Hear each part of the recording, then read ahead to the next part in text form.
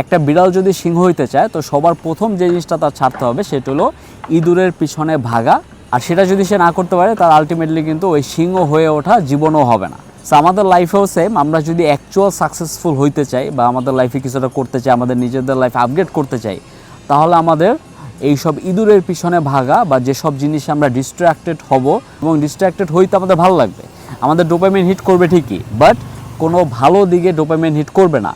তো সেই সবের পিছনে ভাগা বাদ দিতে হবে, সেই সব জিনিসের প্রতি আপনার যে অ্যাট্রাকশনটা সেটা কমাইতে হবে। আপনি যদি মনে করেন যে আমার ইংরেজি ভালো না, আমার বিজনেস নলেজ নাই, আমার কোনো স্কিল নাই, আমি কম্পিউটার চালাতে পারি না, আমি মোবাইল দিয়ে পারবো কিনা, এই সব জিনিসের প্রতি যদি আপনি ফোকাস দেন এবং এইটা ভাইবাই যদি থাকেন, তাহলে আপনার লাইফ কখনো আপগ্রেড হবে না।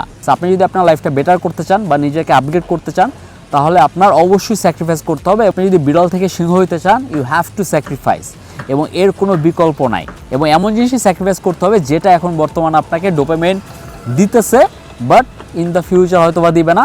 এবং এখন যেটা আপনার পরিশ্রম লাগতেছে, হার্ডওয়ার্ক লাগতেছে, তো সেটার জন্য আপনার লাইফটা সেট হয়ে যাবে।